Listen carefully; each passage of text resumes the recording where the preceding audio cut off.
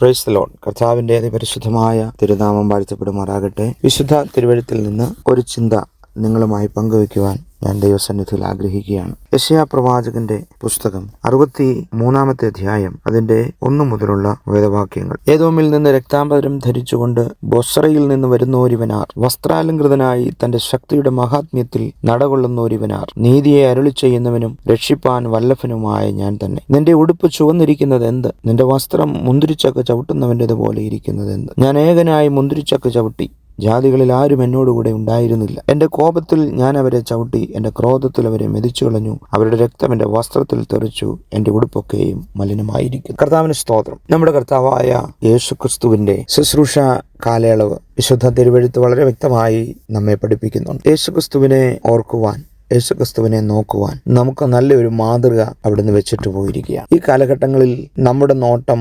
കർത്താവിലേക്കായിരിക്കണം. ഇവിടെ നമുക്ക് കാണുവാൻ കഴിയുന്ന ആ ഭാഗം യേശുക്രിസ്തുവിന്റെ വസ്ത്രത്തിന്റെ ഒരു ഭാഗം അവിടെ കാണുകയാണ്. അവിടെ ഇങ്ങനെ പറയുന്നു, വസ്ത്രാലങ്കൃതനായി തന്റെ ശക്തിയുടെ മഹാത്മ്യത്തിൽ നടകൊള്ളുന്ന ഒരുവനാർ. അതുപോലെ തന്നെ അവിടെ പറയുന്നു, അവന്റെ വസ്ത്രം ചുവന്നിരിക്കുകയാണ്, അവന്റെ രക്തം ആ വസ്ത്രത്തിൽ തളിച്ചതിനാൽ അത് മലിനമായിരിക്കും. യേശു കർത്താവിന്റെ വസ്ത്രത്തിന്റെ പ്രാധാന്യത തിരുവെഴുത്തിൽ ഉടനീളം നമുക്ക് കാണുവാനായിട്ട് കഴിയുന്നുണ്ട്. ആമേൻ. ഇന്ന് അല്പസമയം നമുക്ക് ഒന്ന് ചിന്തിക്കാം. കർത്താവിന്റെ വസ്ത്രത്തിന്റെ പ്രാധാന്യത, അത് നമ്മുടെ ജീവിതവുമായി ബന്ധപ്പെട്ടുള്ള അതിലൂടെയുള്ള സന്ദേശം എന്താണ്? യേശു തന്റെ മഹത്വ പ്രത്യക്ഷതയിൽ വസ്ത്രാലങ്കൃതനായി വരുമെന്ന് യെശയ്യാവ് പറയുന്നുണ്ട്. മാനവരാശിയുടെ പാപത്തിന്റെ മുന്തിരിച്ചക്ക് ഏകനായി ചവിട്ടി രക്തം തെറിച്ച ചുവന്ന വസ്ത്രമായിരിക്കും അവൻ ധരിക്കുന്നത്. കാലാകാലങ്ങളിൽ യേശു ധരിച്ച വസ്ത്രങ്ങൾക്ക് ഒരു ദൈവശാസ്ത്രമുണ്ട് എന്നുള്ളത് നമുക്ക് കാണുവാനായിട്ട് കഴിയുന്നുണ്ട്. ഒന്നാമത്, യേശുവിന്റെ വസ്ത്രത്തെ നമുക്ക് കാണുവാൻ കഴിയുന്നത് അത് യേശുവിന്റെ ജനന സമയത്താണ്. ലൂക്കോസിന്റെ സുവിശേഷം 2 അധ്യായം അതിന്റെ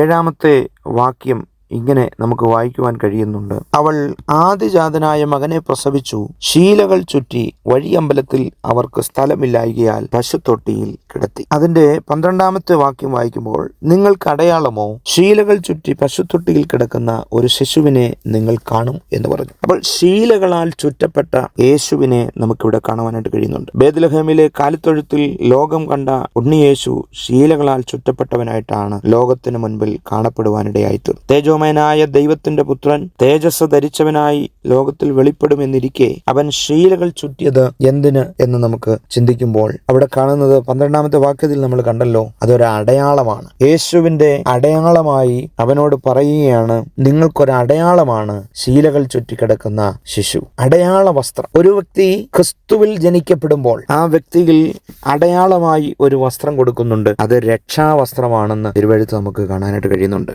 ഈ ശീലകൾ ചുറ്റിക്കിടക്കുന്ന യേശുവിന്റെ ഇതൊരു അടയാള വസ്ത്രമാണ്. ദൈവത്തിന്റെ പൈതലേ, നാമും ക്രിസ്തുവിൽ ജനിക്കുമ്പോൾ നമുക്കൊരു അടയാളം ദൈവം തന്നിട്ടുണ്ട്. അത് രക്ഷയുടെ വസ്ത്രമാണ്. 2 ദിനവൃത്താന്തങ്ങളുടെ പുസ്തകം 6 അധ്യായം അതിന്റെ 41 വാക്യം അവിടെ ഇങ്ങനെ കാണുന്നു, ആകയാൽ യഹോവയായ ദൈവമേ, നീയും നിന്റെ ബലത്തിന്റെ പെട്ടകവും എഴുന്നേറ്റ് നിന്റെ വിശ്രാമത്തിലേക്ക് വരണമേ. യഹോവയായ ദൈവമേ, നിന്റെ പുരോഹിതന്മാർ രക്ഷാവസ്ത്രം ധരിക്കുകയും നിന്റെ ഭക്തന്മാർ നന്മയിൽ സന്തോഷിക്കുകയും ചെയ്യുമാറാകട്ടെ. യെശയ്യാവിന്റെ പുസ്തകം 61 അധ്യായം അതിന്റെ 10 വാക്യത്തിലേക്ക് വരുമ്പോൾ അവിടെയും നമുക്ക് കാണുവാൻ കഴിയുന്നു, ഞാൻ യഹോവയിൽ ഏറ്റവും ആനന്ദിക്കും, എന്റെ ഉള്ളം എന്റെ ദൈവത്തിൽ ഘോഷിച്ചുല്ലസിക്കും. മണവാളൻ തലപ്പാവണിയുന്നത് പോലെയും മണവാട്ടി ആഭരണങ്ങളാൽ തന്നെത്താൻ അലങ്കരിക്കുന്നത് പോലെയും അവൻ എന്നെ രക്ഷാവസ്ത്രം ധരിപ്പിച്ചു, നീതി എന്ന അങ്കി ഇടുവിച്ചിരിക്കുന്നു. ഒരു ദൈവ പൈതലിന്റെ മേൽ ദൈവം കൊടുത്തിരിക്കുന്ന അടയാളമാണ് രക്ഷ. യേശുവിനെ അറിയുന്ന, യേശുവിനെ രക്ഷകനും കർത്താവുമായി സ്വീകരിക്കുന്ന ഒരു വ്യക്തിക്ക് ഇതൊരു അടയാളമാണ്. ഒന്നാമത്തെ അടയാളം. രണ്ടാമത്,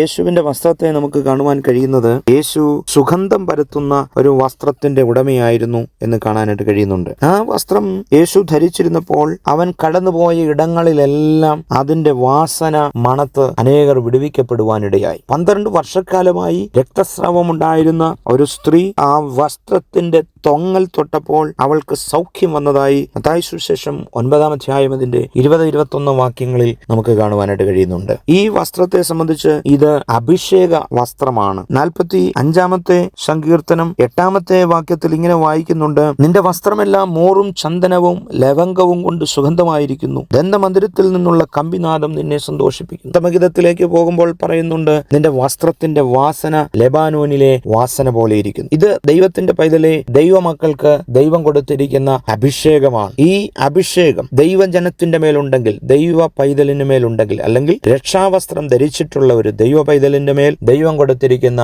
അഭിഷേകമുണ്ടെങ്കിൽ കടന്നു പോകുന്ന ഇടത്തൊക്കെയും അതിന്റെ വാസന മറ്റുള്ളവർക്ക് അനുഭവിക്കുവാനിടയായിത്തീരും. അനേകരെ നമുക്ക് സമൂഹത്തിൽ കാണാനായിട്ട് കഴിയുന്നുണ്ട്. ദുർഗന്ധം പരത്തുന്ന അനേകരെ അവരുടെ വാക്കുകളിലൂടെ, പ്രവൃത്തികളിലൂടെ മറ്റുള്ളവരെ ഇറിറ്റേറ്റ് ചെയ്യുന്നതായ അവസ്ഥ.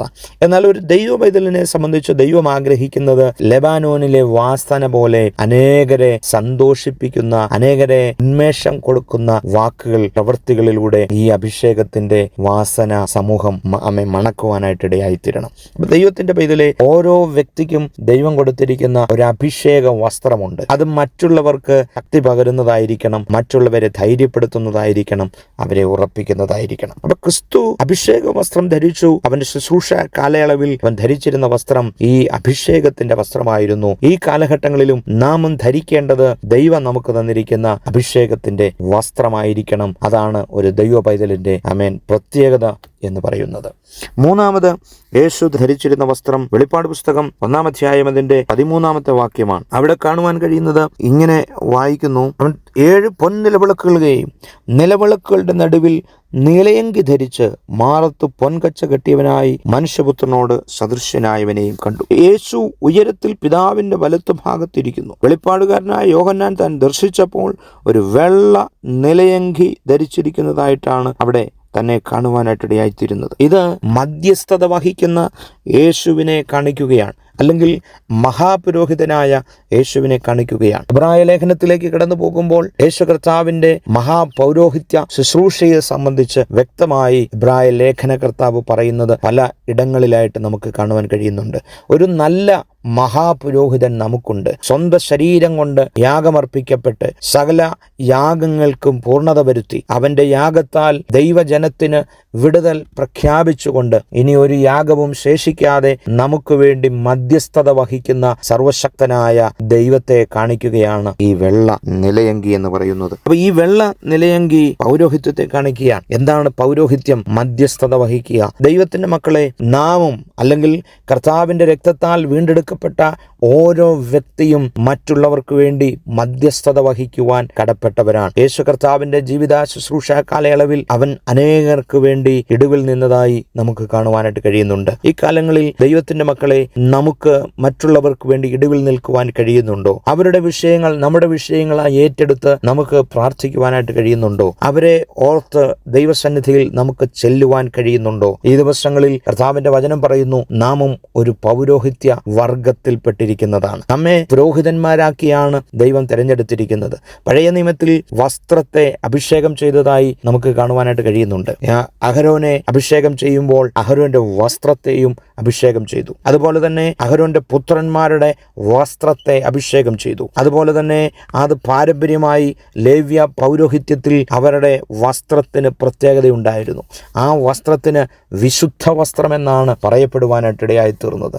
ഇന്ന് ഈ ശബ്ദം കേൾക്കുന്ന പ്രിയമുള്ളവരോട് ഞാൻ ഓർപ്പിക്കട്ടെ, നമുക്ക് ദൈവം തന്നിരിക്കുന്ന ഒരു വിശുദ്ധ വസ്ത്രമുണ്ട്. അത് നമ്മുടെ നീതി പ്രവൃത്തികളാണ്. നമ്മുടെ നീതി പ്രവൃത്തികളെ സംബന്ധിച്ച് തിരുവെഴുത്തിൽ നമുക്ക് കാണുവാനായിട്ട് കഴിയുന്നുണ്ട്. വെളിപ്പാട് പുസ്തകത്തിൽ തന്നെ നമുക്ക് കാണുവാൻ കഴിയും. വെള്ളം നിലയങ്കി ധരിച്ചു നിൽക്കുന്ന ഒരു വലിയ പുരുഷാരത്തെ കണ്ടുകൊണ്ട് ദൂതൻ യോഹന്നാനോട് ചോദിക്കുന്നു, വെള്ളം നിലയങ്കി ധരിച്ചുകൊണ്ട് നിൽക്കുന്ന ഈ പുരുഷാരം ആരെന്ന് ചോദിക്കുമ്പോൾ യോഹന്നാൻ പറയുന്നു, അത് എനിക്കറിയില്ല എന്ന് പറയുമ്പോൾ ദൂതൻ പറഞ്ഞു കൊടുക്കുകയാണ്, ഇവർ മഹാകഷ്ടത്തിൽ നിന്ന് വന്നവർ. അവർ നിത്യം ദൈവത്തിന്റെ ആലയത്തിൽ രാപ്പകൽ അവനെ ആരാധിച്ചു വരുന്നു. ദൈവത്തിന്റെ ആലയത്തിൽ രാപ്പകൽ ഇരിക്കുന്ന അഭിഷക്തരായ പുരോഹിത വൃന്ദത്തെ കാണിക്കുന്ന ഒരു സമൂഹമാണ് ദൈവത്തിന്റെ മക്കൾ. ദൈവത്തിന്റെ മക്കളെ, ഈ കാലഘട്ടങ്ങളിൽ ഒരു വെള്ള നിലയങ്കി, അത് ദൈവത്തിന്റെ പൗരോഹിത്യമാണ്. പത്രോസിന്റെ ലേഖനത്തിൽ നമുക്ക് കാണുവാൻ കഴിയും, നിങ്ങളോ അന്ധകാരത്തിൽ നിന്ന് തന്റെ അത്ഭുത പ്രകാശത്തിലേക്ക് നിങ്ങളെ വിളിച്ചവന്റെ സൽഗുണങ്ങളെ ഘോഷിപ്പാൻ തക്കവണ്ണം തിരഞ്ഞെടുക്കപ്പെട്ട ഒരു ജാതിയും രാജകീയ പുരോഹിത വർഗവും. ഈ പൗരോഹിത്യം സൽഗുണങ്ങളെ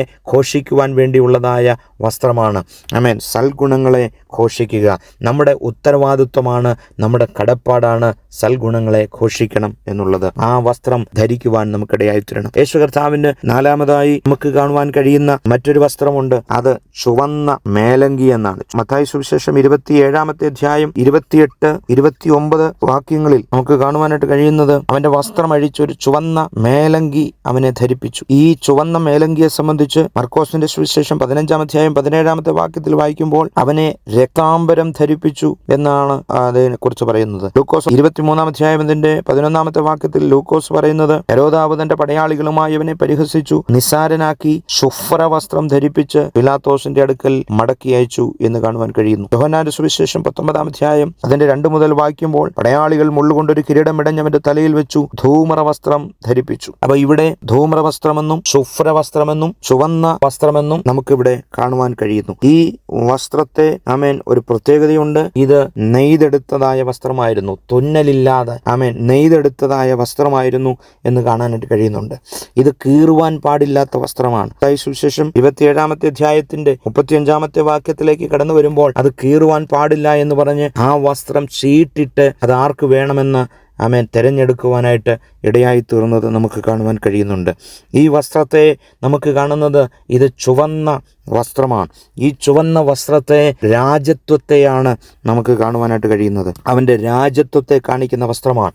യെശയ്യാവിന്റെ പുസ്തകത്തിൽ നമ്മൾ വായിച്ചല്ലോ, ഒരു ചുവന്ന വസ്ത്രം ധരിച്ചിരിക്കുന്നു വസ്ത്രാലങ്കൃതനായി വരുന്ന കർത്താവ്. യേശു കർത്താവിന്റെ അവസാന കാലങ്ങളിൽ യേശു തന്നെ എണ്ണച്ചക്കിലേക്ക് കടന്നുപോയി. യേശു തന്നെ അവിടെ പോയിരുന്നു പ്രാർത്ഥിച്ചു. അവന് വേണ്ടി മധ്യസ്ഥത വഹിക്കുവാനോ അവനെ ഒന്ന് സഹായിക്കുവാനോ ശിഷ്യന്മാരിൽ ആരും ഉണ്ടായിരുന്നില്ല. അവൻ തന്നെ പ്രതിസന്ധി ഇവിടെ സഹിക്കുകയാണ്. അവിടെ ഗെത്സമനയുടെ തോട്ടത്തിൽ ആദ്യമേ അവന്റെ രക്തം അവിടെ വീഴുകയാണ്, ആ തോട്ടത്തിൽ വീഴുകയാണ്. ആ എണ്ണച്ചക്കിനകത്ത് ആത്മാവും പ്രാണനും തമ്മിലുള്ള ആ ഒരു വലിയ യുദ്ധത്തിന്റെ നടുവിൽ അവന്റെ വസ്ത്രത്തിൽ നിന്ന്, അവന്റെ ശരീരത്തിൽ നിന്ന് ഓരോ രോമകൂപങ്ങളിലൂടെയും രക്തത്തുള്ളികൾ അവന്റെ വസ്ത്രത്തെ ചുവപ്പിക്കുവാനിടയായി. അവൻ സ്നേഹിച്ച അവനോടുകൂടെ അതുവരെയും ഉണ്ടായിരുന്ന ശിഷ്യന്മാരോട് പറഞ്ഞു, എനിക്ക് വേണ്ടി ഒരു അല്പനിമിഷം നിങ്ങൾ ഉണർന്ന് പ്രാർത്ഥിക്കാമോ? അവർക്ക് കഴിഞ്ഞില്ല. അവരുടെ കണ്ണുകൾക്ക് ഭാരമേറി അവർ ഉറങ്ങി. എന്നാൽ യേശു പിന്നെയും പോയി പ്രാർത്ഥിച്ചു. അവനെ സഹായിക്കുവാൻ സ്വർഗത്തിലെ ദൂതൻ ഇറങ്ങി. അവിടെ ആ രക്തം വീണു തുടങ്ങി. പിന്നീട് നാം ഇങ്ങോട്ട് വായിക്കുമ്പോൾ പീലാത്തോസിന്റെ കൽത്തളത്തിലും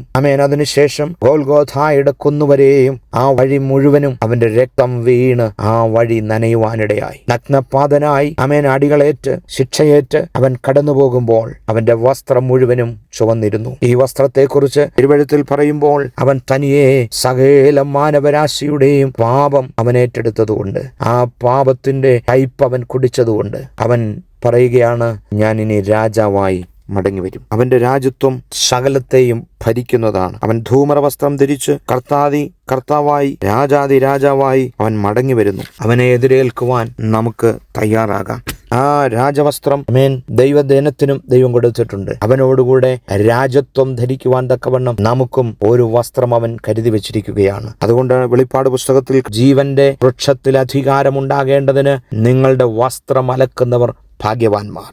അതേ പ്രിയമുള്ളവരെ, നമുക്കും ഒരു അധികാരം ദൈവം തന്നിട്ടുണ്ട്. ഓരോ ദൈവജനത്തിനും ദൈവം അധികാരം കൈമാറിയിട്ടുണ്ട്. ഇന്ന് ഈ അധികാരത്തെ നമ്മൾ മനസ്സിലാക്കണം. എന്റെയും നിന്റെ മേലും ദൈവം ഒരധികാരം ഏൽപ്പിച്ചിട്ടുണ്ട്. ഈ അധികാരം ശത്രുവിനെ കീഴ്പ്പെടുത്തുവാനുള്ള അധികാരമാണ്. പിശാചിന്റെ പോരുകളെ ജയിക്കാനുള്ള അധികാരമാണ്. ഈ ലോകത്തിന്റെ ദുഷ്ടാത്മ സേനകളെ തകർക്കാനുള്ള അധികാരമാണ്. ദൈവം നമ്മെ ഏൽപ്പിച്ചിരിക്കുന്നത് നമ്മുടെ പ്രാണൻ നിത്യതയിൽ എത്തുവോളം പോരാട്ടം കഴിച്ചു വേണം നമുക്ക് ജീവിക്കുവാൻ. അതുകൊണ്ട് അപ്പോസ്തലനായ പൗലോസ് പറയുന്നു, നമ്മുടെ ആയുധങ്ങൾ, പോരിന്റെ ആയുധങ്ങൾ അത് ജഡികങ്ങളല്ല, കോട്ടകളെ ഇടിക്കുവാൻ തക്കവണ്ണം ശക്തിയുള്ളതാണ്. അതേ പ്രിയമുള്ളവരെ, ആ കോട്ടകളെ ഇടിക്കുവാൻ തക്കവണ്ണം ശക്തിയുള്ള ഒരു ആയുധമായി നമ്മുടെ രക്ഷാവസ്ത്രം, നമ്മുടെ അഭിഷേക വസ്ത്രം, നമ്മുടെ പൗരോഹിത്യ വസ്ത്രമായ വെള്ളനിലയങ്കി ധരിച്ചുകൊണ്ട് അവസാനം കർത്താവിനോട് കൂടെ വാഴുവാൻ ഇടയായി തീരട്ടെ. നമുക്കതിനു വേണ്ടി ഒരുങ്ങാം. ഏതെങ്കിലും പ്രിയപ്പെട്ടവർക്ക് ഈ വസ്ത്രം ലഭിക്കാൻ കഴിഞ്ഞില്ലെങ്കിൽ, ദൈവം സൗജന്യമായി നൽകിത്തരുന്ന ഈ വസ്ത്രത്തെ അനുഭവിക്കുവാൻ കഴിഞ്ഞിട്ടില്ലെങ്കിൽ, അത് നമുക്ക് ദൈവത്തിൽ നിന്ന് പ്രാപിക്കുവാനിടയാകണം. വസ്ത്രം ധരിക്കാതെ ആരെങ്കിലും കല്യാണ സദ്യയ്ക്ക് കയറിയാൽ അവനെ പിടിച്ചുകെട്ടി ഏറ്റവും പുറത്തുള്ള ഇരുട്ടിലേക്ക് തള്ളിക്കളയും. അതുകൊണ്ട് ഇന്ന് ഈ ശബ്ദം കേൾക്കുന്ന പ്രിയമുള്ളവരോട് ഞാൻ ഓർപ്പിക്കട്ടെ, ദൈവം തരുന്ന ഈ വസ്ത്രം ധരിക്കുവാൻ നമുക്കിടയായി തീരട്ടെ. അവൻ്റെ വസ്ത്രം ഒരു അടയാളമായിരുന്നെങ്കിൽ, അവൻ്റെ വസ്ത്രം അത് സുഗന്ധം പരത്തുന്നതായിരുന്നെങ്കിൽ, അവൻ്റെ വസ്ത്രം വെള്ള നിലയങ്കിയായിരുന്നെങ്കിൽ, നമ്മളെ ഏൽപ്പിച്ചിരിക്കുന്ന രക്ഷയുടെ വസ്ത്രം, നമ്മെ ഏൽപ്പിച്ചിരിക്കുന്ന അഭിഷേകത്തിൻ്റെ വസ്ത്രം, നമ്മെ ഏൽപ്പിച്ചിരിക്കുന്ന പൗരോഹിത്യത്തിൻ്റെ വസ്ത്രം, അത് നമ്മൾ ഭംഗിയായി സൂക്ഷിക്കുവാൻ, ആ കടപ്പാടുകൾ നിർവഹിക്കുവാൻ നമുക്കിടയായി തീരട്ടെ എന്ന് ദൈവസന്നിധിയിൽ പ്രാർത്ഥിക്കുന്നു. ഈ ശബ്ദം നിങ്ങൾക്ക് വിടുതലായി തീരട്ടെ എന്ന് ഓർപ്പിച്ചുകൊണ്ട് ദൈവസന്നിധിയിൽ ഞാൻ വിരാമം കുറിക്കുന്നു. കർത്താവ് നമ്മെ അനുഗ്രഹിക്കുമാറാകട്ടെ.